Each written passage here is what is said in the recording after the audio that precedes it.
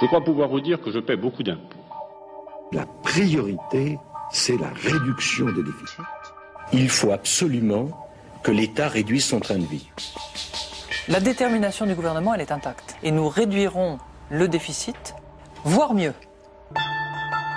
Quand les banquiers privés disent aujourd'hui, ah, aujourd'hui la dette c'est un problème public.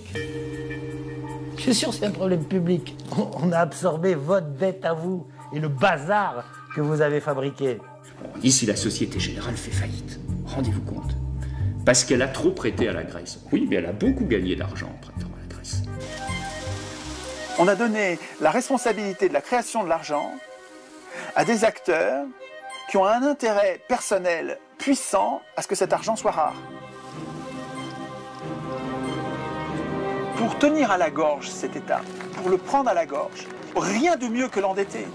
Tu l'endettes et tu lui interdis de créer la monnaie, tu l'étrangles.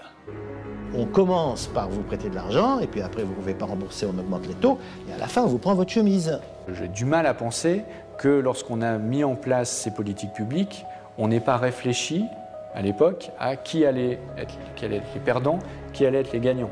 225 personnes qui ont l'équivalent du revenu de 2,5 milliards d'êtres humains, la monnaie n'est plus au service de l'échange. C'est de l'argent qui est au service de la domination.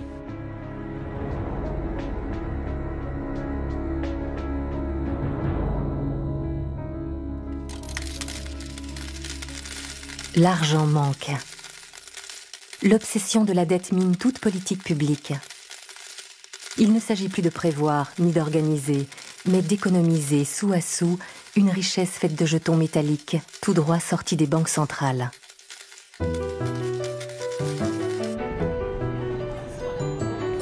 Chaque année, plus d'un tiers des dépenses de l'État va au remboursement de la dette.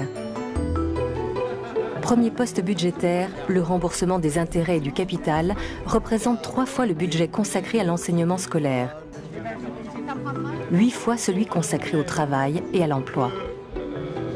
Prêter directement aux États, c'est plusieurs centaines de milliards au niveau de l'Europe. Ce qui se passe, c'est qu'il y a trop de monde qui est venu.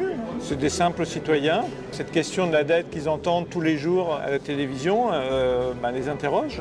Il y a un matraquage médiatique et politique sur cette question. Et donc, ils viennent ici pour essayer de comprendre tous ces mécanismes. Je ne vois pas ce qui pourrait m'empêcher de penser que même en situation de crise ultime de l'euro, l'Allemagne n'est pas encore prête à accepter l'intervention massive d'une banque centrale. Je viens ici chercher des informations que je ne trouve pas ou que je ne comprends pas forcément quand ça passe dans les médias. Je veux bien soigner, on va dire, les problèmes au quotidien, des personnes pauvres, etc. Mais je veux bien comprendre les causes qui conduisent à ça, quoi. Aujourd'hui, la question de la dette, utilisée par les pouvoirs en place au niveau mondial et en particulier européen, elle sert à la mise en place de politiques d'austérité.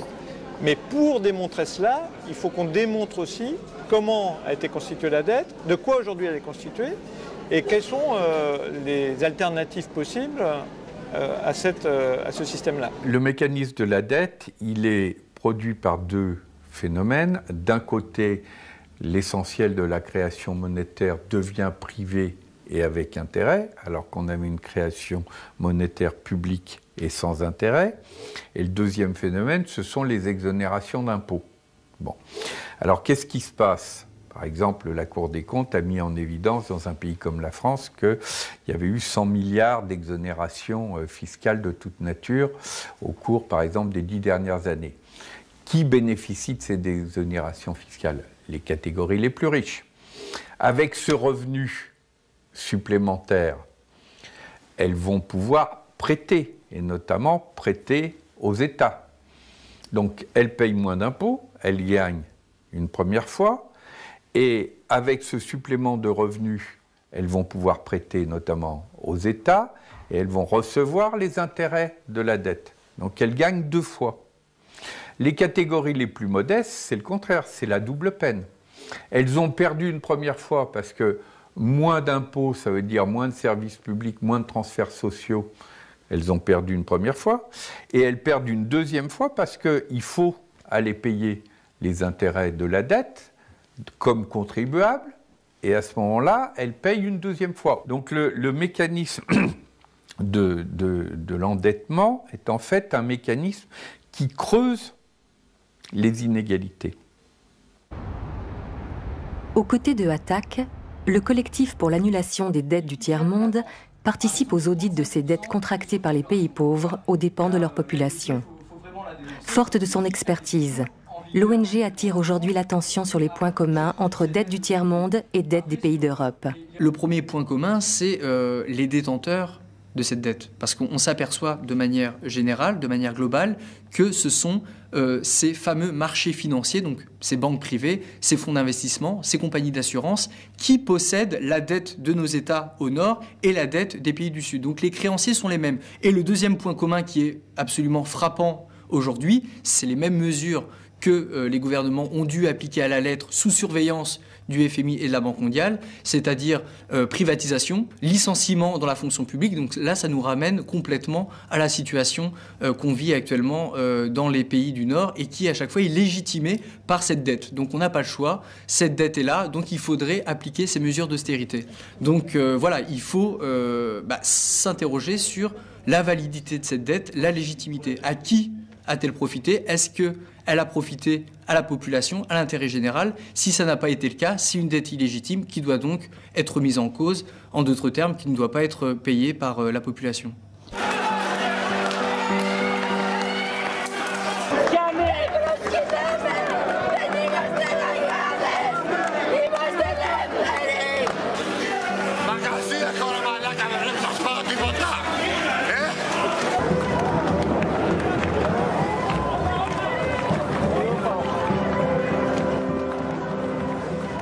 On n'a pas encore réglé le problème grec. Parce que Mme Merkel voulait que les banquiers privés prennent leur part, parce que la Banque Centrale Européenne ne voulait pas y mettre la main. Et le problème grec, qui n'est pas au départ un énorme problème par rapport à l'ensemble de la zone euro et a fortiori de l'Union européenne, est devenu un problème politique maintenant. Je pense que la crise grecque a pris cette ampleur, d'une certaine manière, à cause, pas seulement de la BCE, à cause des autorités de l'Union européenne, de la gouvernance de la zone euro. Parce que qu'est-ce qu'on a découvert à ce moment-là? En cas de difficulté financière d'un pays, les autres ne peuvent pas venir à son secours. Et que ce pays doit gérer ses dettes ou ses problèmes tout seul. C'est la clause de non-solidarité. Bien. Quelle est la logique de cette clause de non-solidarité? Elle a été largement imposée par l'Allemagne. C'est l'idée qu'il ne faut pas encourager les pays à être dépensiers, donc on inscrit dans la Constitution qu'il n'y aura pas de solidarité à leur égard. Cette interdiction de mettre la Banque centrale au service des États a été inscrite dans le traité de Maastricht signé en 1992. C'est l'article 104. Il est interdit à la BCE et aux banques centrales des États membres d'accorder des découverts ou tout autre type de crédit aux institutions ou organes de la communauté. Un des travers de ce traité, c'est de mettre les dettes publiques dans la main des marchés financiers. C'est de dire, de toute façon, il faudra que vous passiez par les marchés financiers parce que vous ne pouvez pas vous financer autrement. La Banque centrale ne vous achètera pas vos titres. Jamais. La Banque centrale prête aux banques privées à 0% ou 1,5%, qui prête ensuite aux États à 3, 4 ou 20% à la Grèce. C'est un choix politique de dire les États peuvent ou pas emprunter auprès de leur banque centrale, donc peuvent ou pas créer la monnaie. C'est un choix politique. On n'est pas obligé de faire ça, on n'est pas obligé, on fait ce qu'on veut. Pourquoi est-ce qu'on décide que l'État devra emprunter auprès des plus riches, auprès de ceux qui ont de l'argent, et donc leur payer un intérêt quand il aura besoin d'argent? Qui y a intérêt? Pour comprendre un crime, essayez de chercher à qui il profite. Qui a intérêt à l'article 104 de Maastricht? Pas fait ça pour rien. Il y a une idéologie là derrière. Et l'idéologie, c'est que c'est les marchés qui peuvent discipliner les États. C'est-à-dire, sachant que les États devront, pour leur financement, passer par les marchés, et que les marchés ont le gros bâton de dire taux d'intérêt à 18% ou on ne vous finance pas, d'accord? On se dit, ah, ça va discipliner les États. Le taux d'intérêt est la punition. Elle est infligée par les agences de notation qui, à travers leurs notes, montrent leurs préférences. Quand les Grecs proposent un référendum sur la dette en 2011, leur note est baissée. Les licenciements dans la fonction publique ou la privatisation des services publics sont, eux, interprétés comme des signes positifs. Si la dette submerge un État, il doit payer davantage. Il n'y aurait pas d'autre alternative.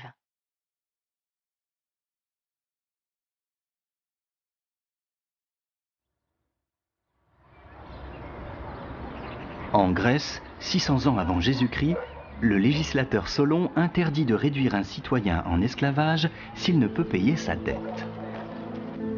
Un acte fondateur des premières démocraties athéniennes.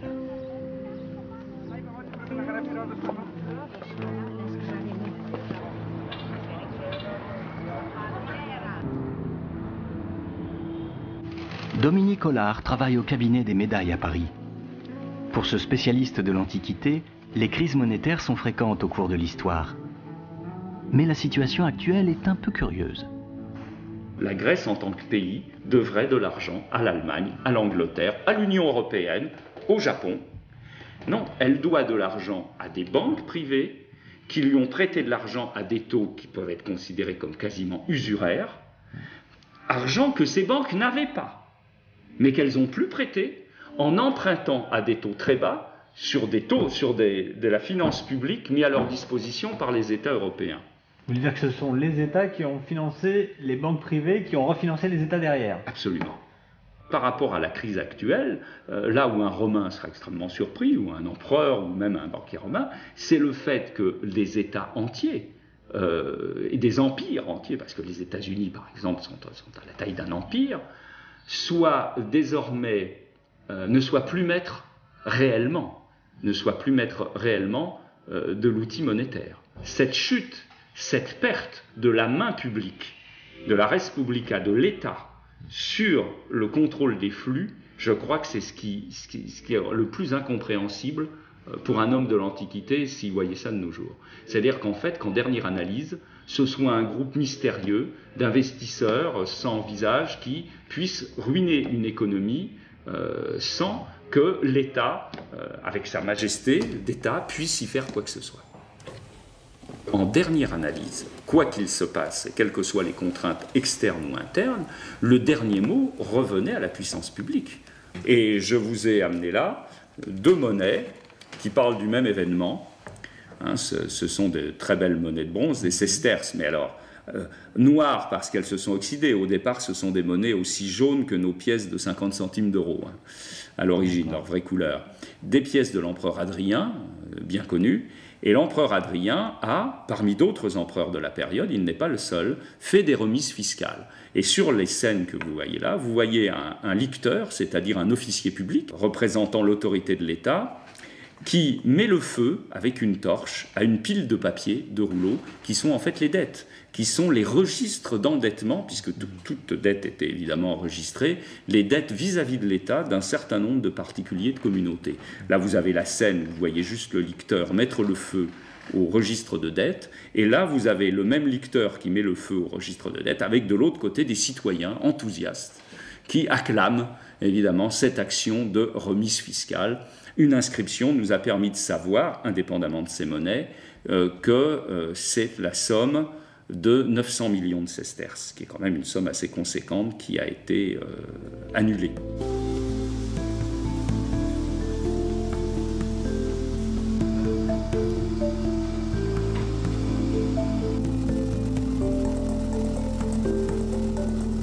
Pourquoi les banques centrales sont-elles autonomes? Parce que la grande frayeur de tout le monde, des investisseurs, on connaît la nature humaine, c'est que quand l'État a à sa disposition la planche à billets, il a tendance à la faire fonctionner. C'est très clairement éviter les dérives inflationnistes. La Banque centrale européenne est là pour contrôler que l'euro, comme monnaie, ne glisse pas dans un processus inflationniste. Si, lorsque la Banque centrale se met à émettre beaucoup d'argent, c'est-à-dire qu'il y a beaucoup de liquidités dans le système, ça veut dire qu'à partir de là, les banques peuvent distribuer elles-mêmes et créer elles-mêmes beaucoup de monnaie.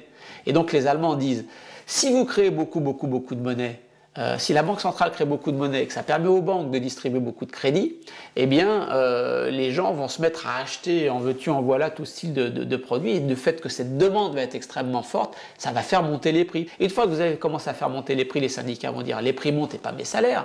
Donc il faut que vous augmentiez les salaires. Donc on rentre dans un cercle vicieux d'augmentation immaîtrisée de l'inflation. Et ça, c'est une crainte allemande qui joue beaucoup, hein. Mais qui est complètement irraisonnée aujourd'hui. Parce que compte tenu du faible niveau de croissance qu'il y a aujourd'hui en Europe, il n'y a absolument aucun risque d'inflation. Député européen, l'écologiste Pascal Canfin est confronté quotidiennement au dogme de l'orthodoxie monétaire, défendu par les experts de l'Union. Leur analyse, c'est que le contrôle de l'inflation, par tous les moyens, c'est la clé d'une société démocratique. Et donc, pour faire ça, il ne faut pas laisser aux États la possibilité de manipuler les prix. Donc, une banque centrale indépendante qui a comme objectif unique la limitation du taux d'inflation, sachant qu'aux États-Unis, non seulement elle n'est pas indépendante, mais qu'elle a deux objectifs, la croissance et l'inflation. Donc on est dans un cas européen qui est atypique au niveau mondial. C'est vraiment la duplication du cas allemand. On a petit à petit privé les États des différents outils qui étaient à leur disposition pour contrôler, contribuer, co-gérer la création monétaire, pour en faire quelque chose qui relève exclusivement du dialogue, en quelque sorte, entre les banques privées et un seul acteur indépendant, statutairement, des États, qui est la Banque centrale européenne. Elle est en Allemagne, ce n'est pas un hasard, elle a été voulue avec ces statuts-là par les Allemands, ce n'est pas un hasard, c'est le spectre de la grande inflation des années 20, la République de Weimar, où du soir au matin, ou plutôt du matin au soir, quand vous sortiez de votre travail après une journée de travail, le niveau général des prix avait pu doubler dans la journée. Il fallait, vous connaissez les images, les gens qui allaient chercher les denrées dans les magasins, chez les commerçants, avec des brouettes remplies de billets de banque, les billets de 1 million, puis 10 millions, puis 100 millions, puis 1 milliard, 10 milliards de marques, etc. La fuite accélérée devant la monnaie.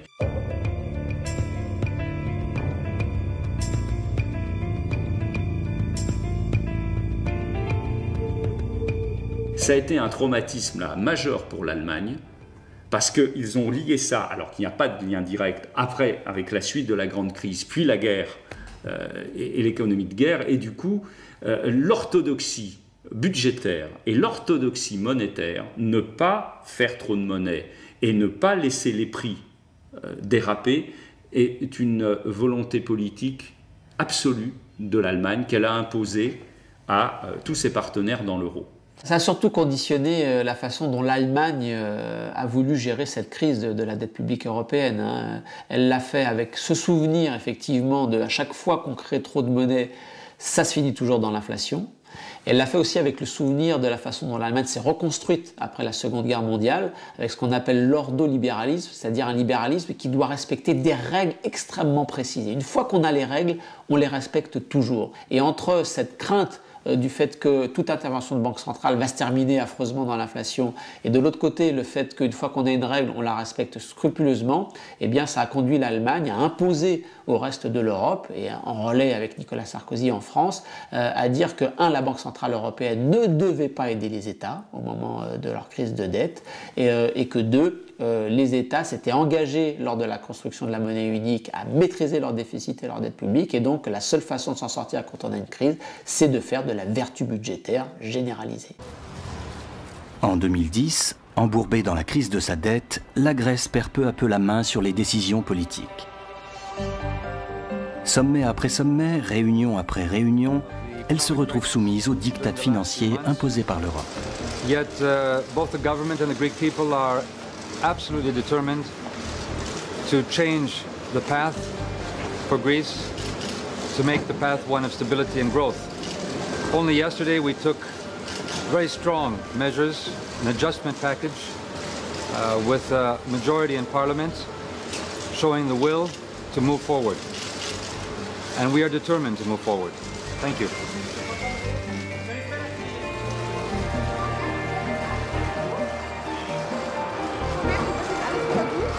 Guten Tag. Also ich freue mich erst einmal, dass wir heute im Deutschen Bundestag, im Bundesrat und jetzt auch vom Bundespräsidenten unterzeichnet, das Hilfspaket für Griechenland beschlossen haben. Die Griechen selber haben ein sehr anspruchsvolles Programm auch beschlossen und ich glaube, auf dieser Grundlage haben wir einen wichtigen Beitrag zur Sicherung der Stabilität des Euro insgesamt geleistet. À l'inverse des autres banques centrales, les gouverneurs de la Banque centrale européenne s'obstinent à refuser de financer directement les États. Les marchés en déduisent un possible défaut des États de la zone euro, puisque la BCE refuse de jouer les garants en cas de problème. Les taux d'intérêt demandés à la Grèce grimpent en flèche. La BCE vient de créer les conditions idéales pour une spéculation sans limite sur la dette des États de l'Union. Vous achetez des contrats à terme, donc en fait vous achetez... Voilà, Philippe Murer est un ancien des salles de marché. Il s'est aujourd'hui reconverti dans l'enseignement, où il explique les mécanismes sous-jacents à la crise. Le cuivre, le coton, le sucre, le riz, et voilà, et en un clic, boum, vous avez traité quoi. Et donc vous voyez, pour travailler sur de la dette italienne, si vous voulez travailler sur de la dette italienne, donc là j'ai mis combien? J'ai mis 1 milliard, il me faut une marge de 34 millions d'euros. Vous pouvez travailler, investir 1 milliard d'euros en n'en ayant que 3%. Il vous suffit de 3% de cet argent pour investir. Donc vous pouvez manipuler avec peu d'argent, manipuler les marchés, travailler les marchés de façon complètement excessive. L'État italien n'a pas le droit d'emprunter, mais vous, en tant que spéculateur, si vous travaillez en tant que spéculateur sur la dette italienne, vous avez le droit d'emprunter. Et au bout d'un moment, quand les taux d'intérêt deviennent trop importants, sur l'Italie, on a frôlé le cas grec. Quand les taux d'intérêt montent à un niveau trop important, ça devient autoréalisateur, puisque la dette est importante et en plus vous payez très cher. Donc c'est fini, vous ne pourrez jamais rembourser. Il faut quand même comprendre que dans les marchés, la dette des États est normalement un taux sans risque. Moi j'ai beaucoup de problèmes d'ailleurs. Tous les livres sur les marchés financiers vous parlent de la dette d'État comme un taux sans risque. J'ai un vrai problème pour enseigner à la Sorbonne mes cours de finance, puisqu'on parle tout le temps de taux sans risque. Ce n'est plus un taux sans risque, puisqu'on voit que les États peuvent faire faillite. Maintenant, le taux sans risque n'existe plus. Plus personne n'a de taux sans risque. Les États sont-ils le dernier joujou à la mode des marchés financiers? En faisant tomber cette barrière ultime qu'est la confiance dans l'État, plus aucune valeur n'est jugée sans risque. Et le risque, c'est le moteur de la finance. Le risque d'une faillite de la Grèce va doper les taux d'intérêt auxquels le pays emprunte. Pour les emprunts à 5 ans, ils passent de 4% en juillet 2008 à 15% en juillet 2010, puis 20% un an plus tard pour atteindre aujourd'hui 28%.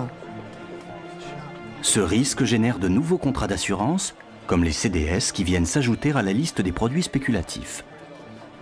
Chaque nouveau risque est comme un nouveau terrain de jeu pour les traders.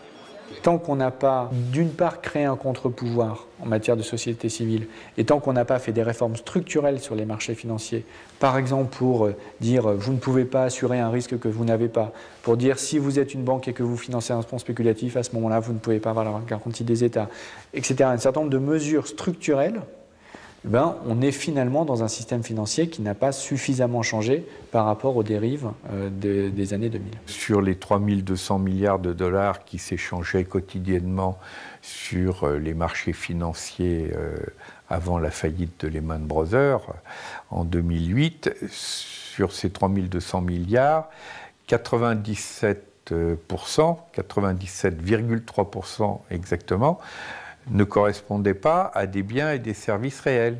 C'était de l'économie spéculative qui tournait sur elle-même. Wall Street, c'est-à-dire New York, a versé à ses traders, managers, etc., 140 milliards de dollars pour une année, pour quelques milliers de personnes, sous forme de bonus, dividendes. C'est la moitié de la dette grecque.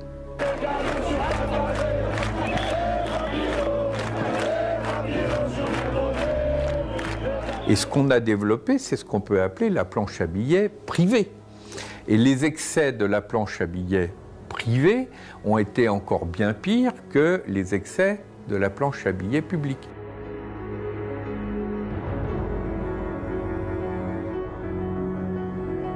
On a prêté 500 milliards d'euros aux banques à 1% à 3 ans en décembre, la Banque Centrale Européenne. La Banque Centrale Européenne reprête 500 milliards d'euros aux banques a priori fin février. Et tout ça aurait pu être investi dans des projets rentables pour l'Europe et surtout qui permettent de la croissance et qui permettent aux gens de se sortir du chômage. La planche à billets, en réalité, tourne à plein régime. Depuis le lancement de l'euro, la masse monétaire a augmenté 4 fois plus vite que le PIB de la zone euro. Mais cet argent, même s'il est escorté par les États, n'est plus la monnaie de l'État. Le choix de financer les banques privées plutôt que les États ne choque pas les économistes les plus orthodoxes. Dans les médias, rares sont ceux qui s'aventurent à mettre en cause ce dogme néolibéral. L'économiste Bernard Maris est une exception dans ce petit monde des experts. Ok, on y va, nous, hein? Allez-y, au boulot, là. Pas là pour rigoler. Merci, Bernadette. Chroniqueur à Charlie Hebdo et à la radio, il plaide résolument pour une intervention des banques en faveur des États. À tous. À Bernard Maris, l'encadreur de personnalité. Le samedi matin, il vient faire à France Inter le portrait d'une personnalité sous forme de devinette, sans compromis. Alors, le problème du travail, c'est la graisse. Il faut dégraisser. Vous voyez, alors au Maroc, les gens sont maigres, je les paye 240 € par mois et ils sont contents. Qu'est-ce que vous préférez, gagner 240 € par mois ou vous noyer en essayant d'atteindre les côtes espagnoles? Donc j'arrive au Maroc, je parle couramment arabe et brésilien, anglais bien sûr, et japonais, et j'aime les peuples. Et je suis Alexandra. Alors, on n'a parlé que de vous cette semaine. Carlos Ghosn, le PDG de Renault. The Killer himself. En décembre 2011, le nouveau président du Sénat, le socialiste Jean-Pierre Bel, nomme Bernard Maris conseiller général de la Banque de France. Bernard Maris est désormais au cœur de la forteresse. Une bonne partie, hein, petit chelem contré vulnérable. Par quel mécanisme les banques privées fabriquent-elles de la monnaie? Elles le fabriquent elles-mêmes avec l'autorisation de la Banque centrale. C'est-à-dire que si par exemple, vous avez vous achetez un immeuble qui vaut, je sais pas moi, 500 000 €, eh bien la banque va fabriquer 500 000 € à partir de rien. Alors, vous me direz, elle ne fabrique pas 500 000 € de billets. Si, elle fabrique 500 000 € de billets qu'elle peut vous donner. Sauf que c'est une écriture, parce que vous n'allez pas chercher pour payer votre immeuble 500 000 € en billets. Vous le paierez par chèque. Donc ce sera. Mais c'est la même chose. Si vous vouliez le payer en billets, elle vous donnerait 500 000 € en billets qu'elle irait demander à la Banque centrale. Parce qu'elle dit, voilà, j'ai une créance sur monsieur qui vaut 500 000 €, qu'est-ce que vous me donnez en échange? Et la Banque centrale dit, je vous donne 500 000 € en billets. Sauf que comme ces billets ils ne sont jamais demandés, ça circule sous forme d'écriture. Mais c'est bien de la créer. Il faut bien comprendre ça. Quand on a compris ça, on a tout compris la monnaie. C'est que la banque fabrique à partir de rien de l'argent. C'est le métier de banquier. La banque crée ex nihilo de l'argent. Ça, c'est quelque chose qui est très difficile à comprendre. Pour créer de l'argent, une limite est toutefois posée aux banques commerciales. Elles doivent déposer à la Banque centrale une partie de leurs avoirs qui agit comme garantie. Contre 1 € déposé en garantie à la Banque centrale, les banques ont l'autorisation de créer 9 € supplémentaires. Le livret d'un client à 10 000 € permet à la banque de créer 90 000 €. La multiplication du crédit est sans limite, mais elle est détenue par une banque centrale qui ne prête pas aux États. La création de monnaie grâce au crédit passera exclusivement par les banques privées. Quand vous venez chercher de l'argent, la banque l'a pas. Vous dites, je voudrais emprunter 1 million, ok, il n'y a pas de problème, la banque ne l'a pas, elle va vous les créer. Elle va écrire dans un compte, je vous les dois, et vous me les devez. Et c'est équilibré, puisque la banque crée 2 dettes. Elle crée une dette qui dit, moi banque, je dois ce million, pour vous achetiez votre maison, je vous dois 1 million, ça c'est la monnaie, qui va circuler d'une banque à l'autre. Et de l'autre côté de son bilan, elle écrit, et vous me les devez. Voilà, c'est ça la création. C'est aussi simple que ça. La banque, quand vous venez la voir, n'a pas la monnaie, et elle crée 2 dettes, la sienne tout de suite et la vôtre plus tard. C'est ça la monnaie. Et quand vous remboursez cette monnaie, à chaque fois que vous remboursez, les 2 dettes disparaissent, et à la fin du remboursement, la monnaie a disparu. C'est enfantin. Face à la crise de la dette, le débat public s'intéresse de plus en plus au rôle que les banques centrales pourraient tenir dans le financement des États. Dans ces salons du quartier de l'Opéra, la Banque de France organise un colloque autour de cette question extrêmement sensible qui a toujours divisé les économistes.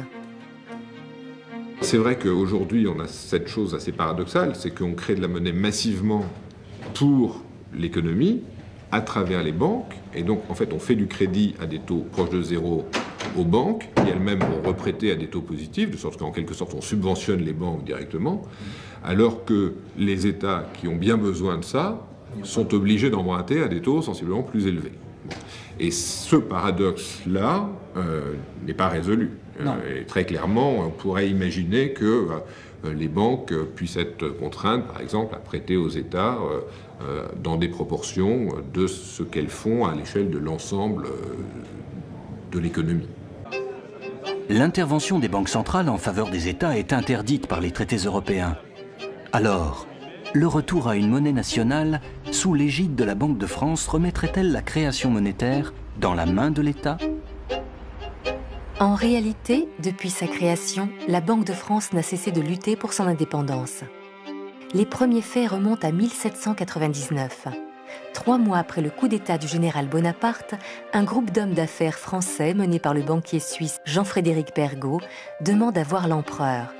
Il sollicite l'autorisation de créer une banque d'envergure nationale.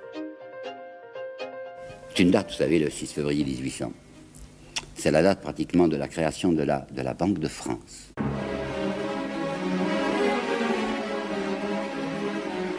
Le 6 février, M. Pergaud s'amène avec un plan. C'est tout écrit, il va lire une déclaration à Bonaparte, et voici les termes principaux de cette déclaration. Libre par sa création, qui n'appartient qu'à des particuliers. La banque que je propose de créer, écoutez bien, ne négociera avec le gouvernement que lorsqu'elle y rencontrera ses convenances et le complément de ses sûretés. Néanmoins, cette banque s'appellera la Banque de France, mais elle ne sera à aucun degré une banque gouvernementale. Est-ce que vous avez compris? C'est une entreprise strictement privée. C'est un groupe d'hommes d'affaires qui vient demander à Bonaparte, parce qu'il est le chef de la France, le droit de mettre une étiquette fallacieuse sur leur maison. On mettra Banque de France pour faire croire à la clientèle c'est une banque au service de la France, alors que ce sera simplement leurs intérêts privés, mais comme il y aura Banque de France, vraisemblablement les capitaux afflueront. C'est le 6 que Pergaud fait cette proposition assez inouïe à Bonaparte. Le 13 février, Bonaparte acquiesce. La Banque de France est ainsi officiellement créée sur cette ambiguïté.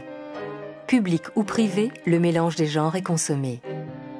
Au XIXe siècle, le principe c'était que la Banque de France était indépendante, mais elle avait des missions de service public qui lui étaient en quelque sorte confiées et qui se traduisaient par le fait que le gouverneur était nommé par l'État. Mais les décisions étaient prises par des banquiers privés qui siégeaient à ce qui était le conseil d'administration de la banque, qui se réunissait toutes les semaines et qui prenaient toutes les décisions importantes. Donc la banque était indépendante et elle ne prêtait pas d'argent à l'État, etc. En 1914, il y a un choc majeur, c'est qu'il y a une guerre, on est sur le point de perdre la guerre, et face à cette situation majeure, la Banque de France se met à prêter, pas directement à l'État, mais en fait de plus en plus directement à l'État, et elle prête des quantités très très importantes. Et à la fin de la guerre, elle va continuer à payer pour la reconstruction, etc., de sorte qu'on va avoir en 10 ans, 1914-1924 à peu près, multiplié par 10 la circulation monétaire de la Banque de France, les prix ont été multipliés par 5, et les rentiers qui étaient l'assise de la société bourgeoise de la fin du XIXe siècle sont tous ruinés. Pour la banque, c'en est trop.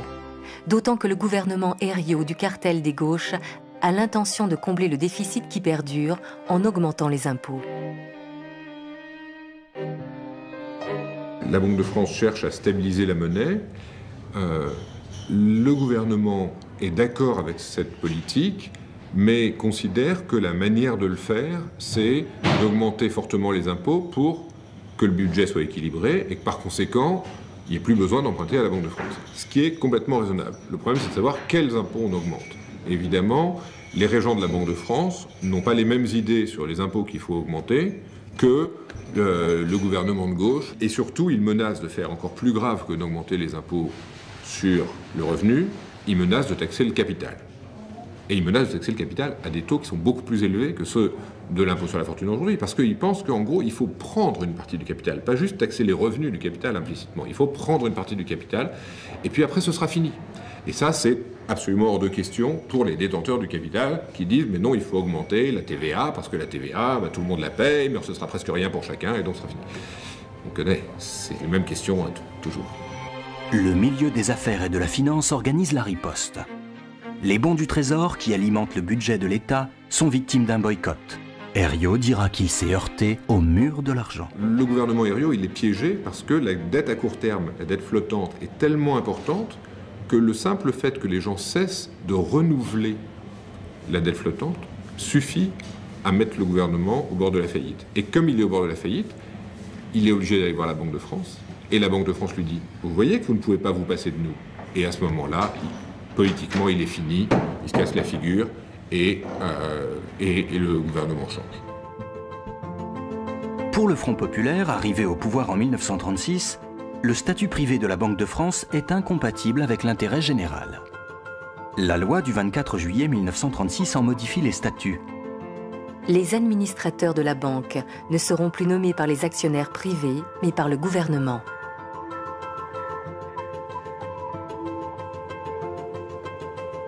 Les gens s'interrogent sur l'utilité d'un contrôle par l'État du développement de l'économie. Et prendre le contrôle de la monnaie, c'est évidemment considéré comme la première étape pour pouvoir faire ça. Et c'est ce qui va se faire en France en 1936, mais surtout en 1945, et qui va être continué quand même pendant toutes les années 40-50. Il y a le plan, qui est une grande institution, avec des instructions sur les activités à financer, les activités dans lesquelles il faut investir. L'investissement est financé par des institutions de financement à long terme, mais en dernier recours, quand il n'y a plus assez d'épargne et qu'on veut quand même faire l'investissement, eh bien on porte ça à la Banque de France, et c'est la Banque de France qui finance. Laure Kenouel-Corr, chercheuse au CNRS, connaît bien cette période où la banque est mise au service de l'État. C'est la glorieuse époque du Trésor public, dont les anciens bureaux se trouvaient dans les bâtiments du Louvre, jusqu'en 1989. C'est-à-dire qu'on considère que les dépenses publiques de l'État, les dépenses d'investissement, vont permettre de réamorcer la pompe de la croissance. Par exemple, l'État finance des grands travaux de bâtiments et de travaux publics, etc. Donc par là, ça réamorce la croissance. C'est tout simple, hein, c'est les dépenses d'investissement. Et il y a également le dépôt des correspondants. Alors ça, c'est une innovation française, c'est-à-dire que vous avez la Caisse nationale de crédit agricole, les entreprises nationalisées comme la SNCF ou EDF, qui sont obligées de déposer leurs fonds au Trésor. Les comptes chèques postaux aussi déposent leurs fonds au Trésor. Tout ça fait une espèce de trésorerie formidable au Trésor qui peut donc financer et dépenser au nom de l'État. C'était considéré comme un système qui marchait bien, hein, qui a financé la croissance. Hein. Et c'était le cas ou pas au final? Bien sûr, on avait 5% de croissance par an à l'époque, hein, pendant 30 ans. Avec le circuit du Trésor public, l'État contourne la Banque de France pour créer sa propre trésorerie et couvrir ses dépenses budgétaires. La recette marche plutôt bien. La France connaît les 30 glorieuses. Donc c'est du financement de l'activité économique, et c'est pour ça que ça ne crée pas beaucoup d'inflation, mais c'est un financement d'activité économique dans une activité économique qui est assez largement dirigée par l'État. Et ça, c'est aussi une chose qui ne plaît pas beaucoup aux libéraux. Et donc, dans la vague de grandes réformes libérales qui commence dans les années 70 et surtout à la fin au début des années 80 en France, on va insister pour remettre la Banque centrale à sa place, sous indépendance complète, de manière à ce qu'elle ne risque pas de se mettre au service de l'État, que ce soit en le finançant directement ou en finançant ses programmes. En 1972, les statuts de la banque sont rediscutés devant le Parlement. Contrairement à ce qu'on leur fait souvent dire, ces nouveaux statuts ne mettent pas fin aux avances gratuites que la banque fait à l'État, mais ils en compliquent l'accès. Le contexte international va faire le reste. Sous l'impulsion de Ronald Reagan et de Margaret Thatcher, la finance est dérégulée. Les frontières de l'argent s'évanouissent dans les années 80. Peu à peu, l'État, fortement encouragé par la Banque de France elle-même, se tourne vers les marchés internationaux de capitaux pour financer son déficit. Qui fait ça? Qui demande ça? C'est pas vous, c'est pas moi, c'est pas les fonctionnaires. C'est les créanciers qui demandent ça. Parce qu'ils ont peur que si l'État met trop d'argent en circulation, il y ait de l'inflation, et que l'inflation a un effet immédiat, c'est que l'inflation ruine les rentiers et les créanciers. Donc, le lobby qu'on va appeler rentiers, créanciers, tous les gens qui ont de l'argent, les gens qui ont des patrimoines, les gens qui, etc., ne veulent pas qu'il y ait d'inflation. Pour eux, la valeur de l'argent est absolument essentielle. Et l'économie, c'est une bagarre des créanciers et des débiteurs. Tant c'est les débiteurs qui gagnent. Les débiteurs, c'est les salariés et les entrepreneurs. Donc eux, ils ont intérêt à ce que l'argent se dévalue. Ils ont intérêt à ce que la banque soit contrôlée par l'État. Ils ont intérêt à ce qu'il y ait beaucoup de liquidités qui circulent. Ils ont intérêt à ce que les taux d'intérêt soient faibles. Et à partir de là, comme eux, ils se sont des débiteurs, leurs emprunts, ils les remboursent vite. Les autres, les petits propriétaires, ceux qui ont des patrimoines, ceux qui ont placé de l'argent, les rentiers, les gros propriétaires, etc., ils ont intérêt exactement inverse. En 1981, la gauche remporte les élections en France. Pour honorer le programme de relance qu'elle a promis, elle a besoin du concours de la banque.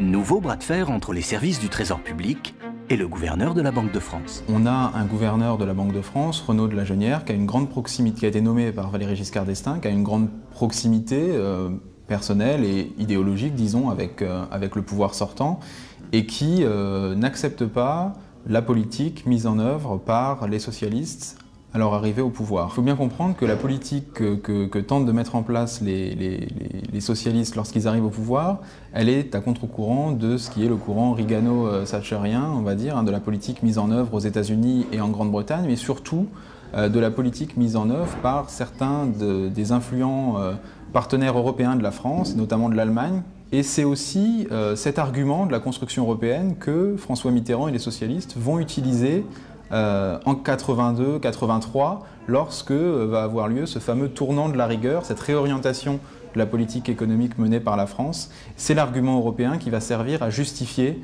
ce que certains ont pu percevoir comme un revirement, voire comme un reniement. La construction européenne va reléguer la Banque de France au second plan, sous le contrôle de la Banque centrale européenne, qui fédère toutes les banques centrales de l'Union.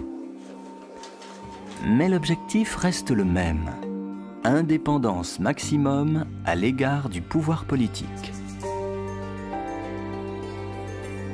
En quelque sorte, il y avait l'idée qu'il fallait sortir les États du jeu, sortir la puissance publique du jeu, en faisant une banque centrale indépendante d'un côté, des banques privées, de fait, indépendantes des États de l'autre. Alors évidemment, on pourrait dire, aujourd'hui, malgré tout, on est dans une situation particulière. Les États sont en grande difficulté, et en particulier parce qu'ils ont sauvé une grande partie de l'économie privée de la crise, et il faudrait bien quand même qu'il y ait quelque chose comme un retour du balancier pour les sauver. Et là, la protection des banques centrales, c'est de dire, mais levez des impôts si vous voulez, nous, on n'a pas à financer ça par la création monétaire. Alors évidemment, les mêmes qui d'un côté disent, quand on est banquiers centraux, on ne va pas créer de monnaie, de l'autre côté, ils disent on ne peut pas lever les impôts parce que ce serait très mauvais pour la concurrence internationale. Donc c'est compliqué, hein, on voit bien qu'il y a aussi des intérêts de groupe, voire de classe, qui sont derrière ça, mais la doctrine monétaire, elle reste très établie, alors qu'en fait on ne sait pas quelle est la quantité de monnaie qu'on pourrait créer, combien on pourrait faire de crédit avant que l'inflation réellement émerge.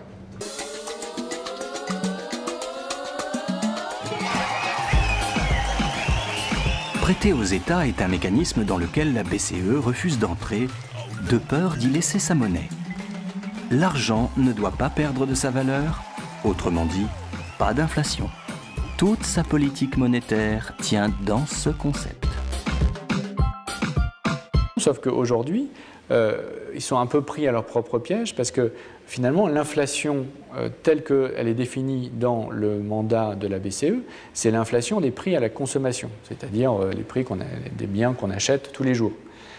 Il y a des autres prix qui sont le prix des actifs, c'est-à-dire non pas le flux, les biens qu'on consomme, mais le stock de patrimoine, et donc essentiellement les actifs financiers et les actifs immobiliers. Et quand on regarde, depuis qu'on a l'euro, l'évolution du prix de ces actifs financiers et l'évolution du prix de l'immobilier, on a une explosion de l'inflation. La grande majorité de la création monétaire s'est faite pour alimenter des marchés immobiliers et des marchés financiers qui ont généré énormément d'inflation. La bourse devrait s'effondrer et elle ne s'effondre pas. Pourquoi? Parce que les milliers de milliards, vous les mettez là, dans ce monde de riches, où vous poussez les prix à la hausse, parce que vous injectez du pouvoir d'achat, vous êtes en train, avec le même argent, notre argent à nous, qui nous sert, qui est si précieux, qui devrait garder de la valeur, vous êtes en train de l'injecter dans des marchés financiers pour maintenir en survie, en respiration artificielle, des cours de bourse qui devraient s'effondrer, des richesses de banquiers qui devraient s'effondrer, ces gens-là devraient être ruinés, vous leur donnez de l'argent, l'inflation, vous la voyez là, c'est l'inflation des actifs. En réalité, l'indépendance de la BCE n'a pas empêché l'inflation des produits convoités par les banques et les marchés, sur lesquels ils investissent massivement leur pouvoir de création monétaire.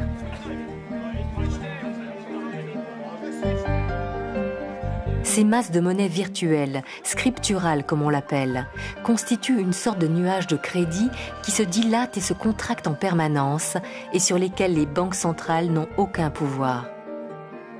Une fois que la BCE prête de l'argent à une banque privée, à Société Générale, à BNP Paribas, elle n'a plus aucun contrôle, ni sur le taux auquel cette banque va prêter, ni sur ce qu'elle fait comme prêt. Le pouvoir de création monétaire des banques est tel qu'il parasite le circuit de l'argent dans l'économie réelle. De véritables tsunamis de monnaie fondent sur des secteurs entiers de l'économie et font monter les prix. Café, pétrole, immobilier, céréales. L'argent cherche à faire de l'argent. Dans les années passées, là, juste après la crise, la banque Morgan n'a pas perdu de plume. Dans les subprimes, ils ont vu venir le truc, ils se sont retirés avant, ils n'ont pas perdu de plume. Donc ils avaient un cash colossal. Et les cours de toutes les actions qui baissent, ça sent le roussi gravement. Et ils se sont mis à acheter toutes les matières premières du monde. Le cuivre, les métaux précieux, le blé, le maïs, tous les produits agricoles. Ils se sont mis à acheter toutes les matières premières. Mais attends, acheter toutes les matières, ça fait une demande qui n'est pas une demande normale, c'est une demande de spéculation, ça. Et c'est une demande qui vient gonfler. En gonflant la demande, vous faites le mécanisme dont on parlait tout à l'heure, vous créez une rareté qui fait augmenter les prix. Et ça tombe bien, c'est ça sur quoi ils parient. Ils parient effectivement que les prix vont en monter, et comme c'est eux qui achètent et que les prix augmentent après qu'ils aient acheté, ils s'enrichissent en affamant des millions de personnes. C'est-à-dire que tous ceux qui pouvaient juste se nourrir, ils y arrivaient à peine. Avec le prix donné du blé ou du maïs ou du riz dans les différents coins du monde. Tous ces gens-là, qui d'un seul, pour qui le riz ou le blé devient plus cher, mais c'est juste, ça devient inaccessible. Et ils ne meurent pas aussitôt, juste ils mangent moitié moins de riz alors qu'ils ne pouvaient pas manger moins de riz. Donc ils commencent à crever de faim.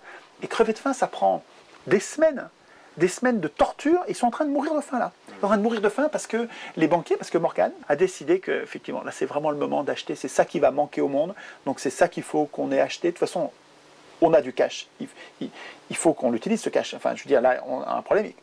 Où est-ce qu'on peut le mettre? Un endroit où c'est sûr, ça va monter, ça va pas baisser.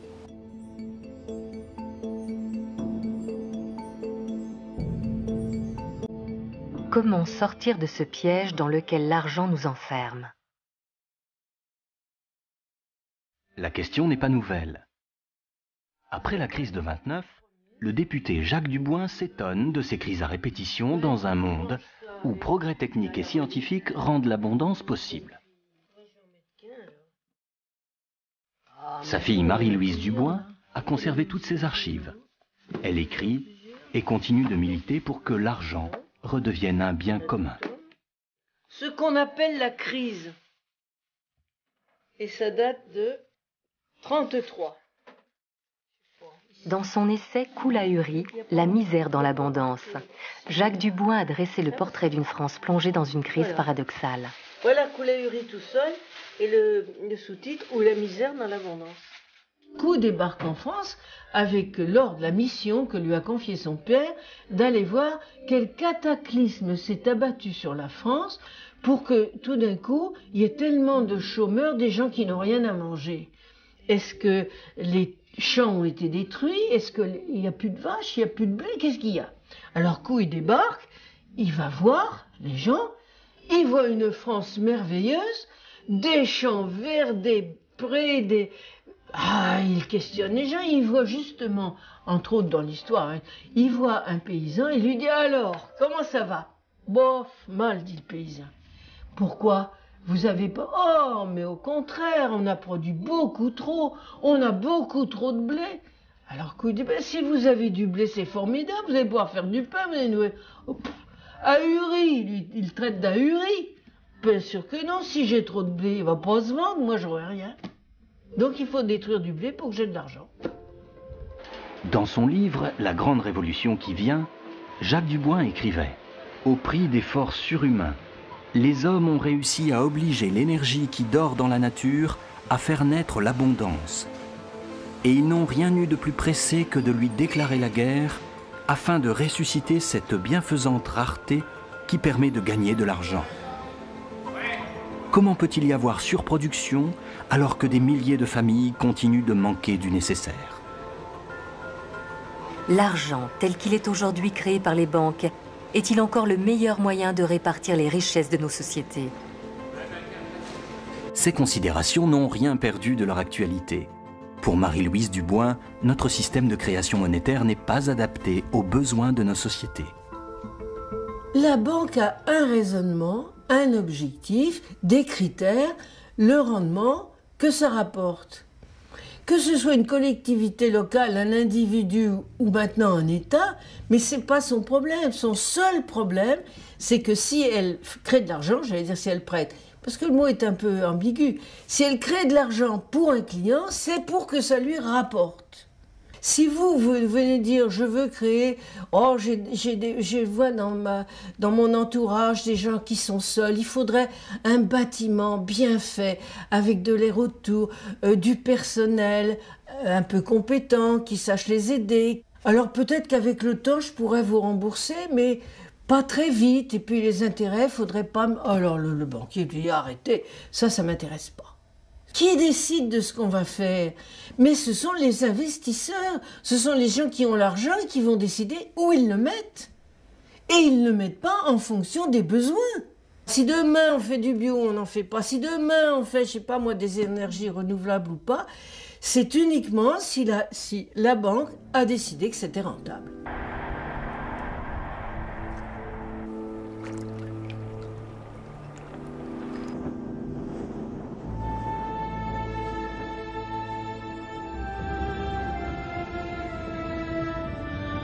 L'enjeu dans lequel on est, donc maintenant, c'est est-ce que, à l'occasion de cette crise majeure de l'histoire du capitalisme, on va être à même de mettre fin à cette économie de confiscation, donc de re-réglementer la finance, de refaire qu'une banque, ça sert à faire du crédit à des particuliers, à des entreprises pour qu'elles investissent et pas spéculer avec l'argent des particuliers. Bon. Est-ce qu'on va être capable de rétablir une économie normale, ou bien est-ce que cette économie de confiscation va se poursuivre par d'autres moyens? Voilà, c'est ça l'enjeu du moment actuel. C'est ça l'enjeu du moment actuel. Parce que l'autre choix dont on n'a pas parlé, c'est on ne paye pas. Face à la crise de 2008, un seul pays d'Europe a refusé de payer pour les banques.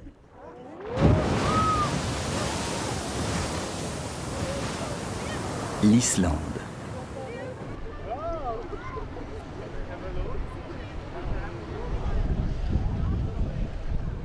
C'est une île, donc les gens se connaissent, etc.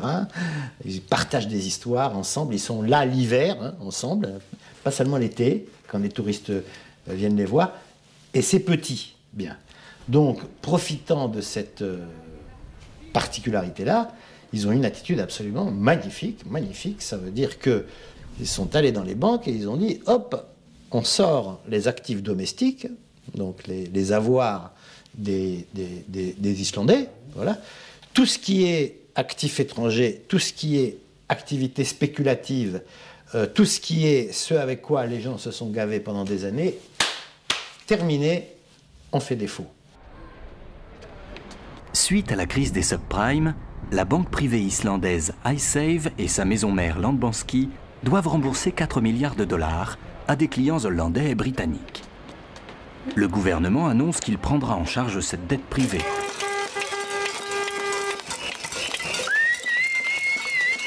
Face à cet engagement qui menace de plonger le pays dans la récession, la population s'indigne et encercle le Parlement nuit et jour pendant des semaines.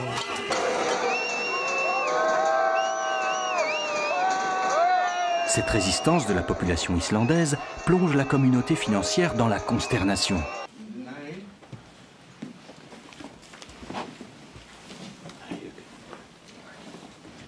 On prédit à l'Islande la sanction des marchés et la récession si elle s'obstine à ne pas payer. L'affaire iSafe tombe plutôt mal, alors même que le pays est en train de remettre officiellement sa demande d'adhésion à l'Union. La Commission est en train de préparer son opinion sur la demande d'adhésion de l'Islande. Et dans ce contexte, des questions comme par exemple le cas iSafe, mais aussi toutes les questions relatives au contrôle des capitaux seront analysées de très près. La pression exercée était « on ne peut pas vous garantir que vous rentrerez, mais si vous ne commencez pas par payer, les négociations vont vraiment mal se passer ». Les Anglais ont utilisé une loi antiterroriste qui a été émise après 2001 et qui devait être utilisée uniquement contre Ben Laden ou la Corée du Nord. Et elle a été utilisée contre une banque islandaise, sachant que les liens historiques d'amitié, de culture, d'histoire entre l'Islande et l'Angleterre. L'Islande, c'est le pays des Vikings. Ils ont occupé l'Angleterre 36 fois. Il y a des dynasties entières anglaises qui ont des origines vikings dans la nuit des temps. Bah non, ça a mis un sérieux coup de froid. Oui, ça a mis un sérieux coup de froid. Les Islandais refusent le chantage. Ils se donnent rendez-vous devant la maison du président. Au petit matin, ils arrivent de toute l'île pour lui demander d'organiser un référendum sur le remboursement de la dette.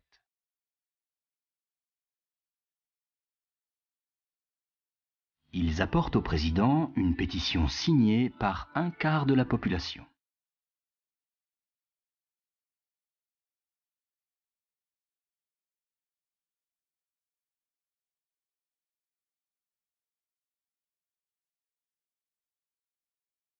Face à cette mobilisation, le président islandais accepte d'organiser le référendum.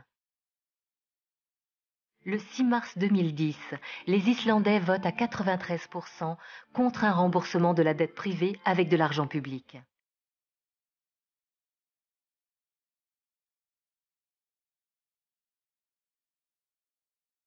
Ce qui s'est passé en Islande, c'est ça qui est normal. C'était une dette privée de banquiers privés vis-à-vis de banques privées. On ne peut pas payer, on fait faillite. Et donc celui qui a prêté indûment subit. Je veux dire, la situation dans laquelle on met l'État responsable d'une dette privée est totalement anormale. L'enfer prédit aux Islandais ne se révèle pas si terrible. Au bout de 2 ans, le pays renoue avec la croissance. Un rétablissement plutôt rapide.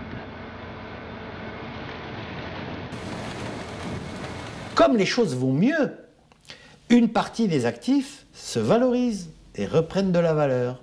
Donc ce qui était totalement impensable à un moment, payer ces 4 milliards, le devient maintenant parce que les choses allant mieux, les actifs de Londonski prennent de la valeur et donc ils peuvent imaginer payer 4 milliards et éviter une crise majeure.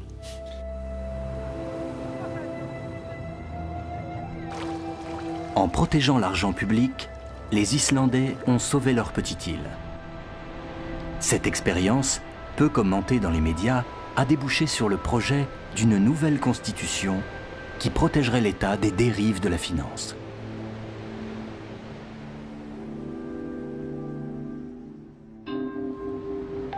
Quelle place tiendrait l'argent dans une société idéale ? C'est sans doute avec un brin de provocation que Pierre Robat et sa compagnie de théâtre La Tribouille vont jouer une pièce intitulée Le radeau de la monnaie dans les murs de l'ancienne bourse de Paris. Oh, tu vois un peu ? La Tribouille veut utiliser les décors pour faire réfléchir les spectateurs sur ce qu'est réellement l'argent et débloquer les imaginaires. C'est le tableau des cotations, enfin l'ancien tableau des cotations. Ce qui est marrant d'imaginer, c'est que des gens ici ont paniqué et ont été à un moment donné dans des moments d'euphorie totale, en regardant des chiffres et en regardant des noms de sociétés. Ce qui motive souvent les marchés, ce sont des émotions. Ça peut être la peur, la panique, l'euphorie, des choses qui sont totalement irrationnelles. On est tous chargés d'émotions et ces gens-là qui nous parlent de règles, de choses bien établies, eux aussi sont chargés d'émotions. Et que donc ça joue sur les marchés. Donc on peut très bien, nous aussi, construire des règles, participer de manière démocratique à des choix sur la monnaie, sur les banques centrales, sur l'émission de monnaie, etc. etc. quoi. Le radeau de la monnaie met en scène un spectateur qui veut payer son billet d'entrée avec une caisse de pommes. J'aime ce tintement. Ça teinte comme un appel. Hop là. Bon, hey, on échange les pommes contre un billet et puis voilà. Mais non, mais tu inventes une convertibilité qui n'existe pas. On ne vit pas sur la planète Mars. Non, non, non. Les règles du jeu monétaire sont valables pour tout le monde. Ça vaut combien un kilo de pommes? Non, pas question de convertir. On n'est pas à la bourse, mais dans un théâtre. On est tous des experts dans nos propres vies. Donc l'économie, l'environnement, la monnaie, les systèmes d'échange, on doit pouvoir s'en emparer et trouver des outils pour trouver des solutions, voilà, aux problématiques qui se posent aujourd'hui. On réglera le problème que si on comprend. Et si on ne comprend pas l'histoire, on est condamné à la revivre. En fait, notre problème, c'est qu'on est inculte. Le temps de comprendre le réel, il nous faut une vie. Et c'est le moment de mourir. Et à chaque fois, les générations se font enfumer parce qu'elles sont incultes. L'économie, c'est très simple. En tout cas, ce qui est important est très simple. Ce qui est compliqué n'a pas d'importance. Ce qui est compliqué, en fait, très souvent, soit ce sont des jeux de spécialistes qui se perdent dans leur complexité, et tant mieux pour eux, c'est leur problème, soit ce sont des écrans de fumée qui servent à nous distraire de l'essentiel pour que nous ayons l'impression que seuls des experts peuvent maîtriser, et donc pour nous tenir à l'écart. Mais ce qui est important en économie et en droit est simple.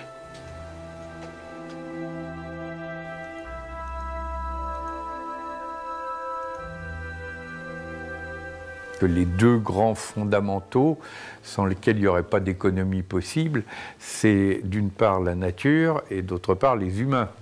C'est la loi de la palisse. Si il n'y a plus d'écosystème vivable, il n'y a pas d'économie, et s'il n'y a plus d'humains, il n'y a pas d'économie non plus. Donc quand on parle des fameux fondamentaux économiques, on devrait dire il n'y a de fondamentaux économiques que pour autant qu'il y a d'abord une préservation des fondamentaux écologiques du côté de la préservation de nos écosystèmes naturels et les fondamentaux humains, anthropologiques, sans lesquels il n'y a pas d'économie possible. Donc la monnaie qui n'est qu'un symbole n'a de sens que si elle garde un lien avec cette réalité qu'elle veut exprimer. Si la monnaie n'a plus aucun lien, ou si ce lien est complètement déformé, non seulement elle ne préserve pas ses fondamentaux écologiques et humains, mais elle a même tendance à les détruire. Le système s'est tellement appuyé sur les banques, a tellement remis les décisions essentielles dont je parlais tout à l'heure, dans la création monétaire, pour développer une branche ou une autre. Ils ont tellement remis ça aux banques qu'ils se disent, aujourd'hui, si les banques pouvaient plus, mais qu'est-ce qu'on ferait? Il faudrait qu'on décide nous-mêmes. Il faudrait qu'on prenne nos responsabilités. Mais alors peut-être on nous ferait des reproches, tandis que là, c'est pas notre faute, c'est le système. Là, on peut pas nier aujourd'hui que c'est un échec total. Enfin, je veux dire, le système financier dans lequel on est un échec total, sauf pour quelques-uns. Alors, est-ce qu'un système qui privilégie quelques-uns et laisse sur le bord de la route de plus en plus de gens est une réussite? Moi, je dis que c'est un grave problème pour nos sociétés. Certains trouvent qu'il suffit d'aménager simplement un peu la chose et puis ça ira un peu mieux, quoi. Mais ça, c'est des choix qu'on a à faire, nous. Choisissez votre banque. Vous avez besoin d'une banque dans laquelle vous allez déposer votre argent, soit pour de l'épargne, soit du compte courant. Vous n'êtes pas obligé de choisir la banque qui est la plus présente dans les paradis fiscaux, qui verse le plus de bonus des traders, qui finance des fonds spéculatifs. Vous n'êtes pas obligé de faire ça. Vous avez la liberté en tant que citoyen de choisir l'institution financière à laquelle vous faites confiance et où votre argent va être utilisé à des finalités qui sont ou pas en phase avec vos valeurs. Il faut, pour avoir un peu de temps, passer les 2 heures nécessaires à changer les prélèvements, etc., qu'on a fait. Mais est-ce que la responsabilité citoyenne, l'exercice de son pouvoir citoyen, c'est pas de passer ces 2 heures, de se poser la question et ensuite d'agir? Changer de banque suffira-t-il à faire changer la banque? Combien de crises financières privées deviendront-elles encore publiques, générant des dettes infinies? Combien de faillites seront-elles encore nécessaires pour que l'argent redevienne le bien public qu'il devrait être?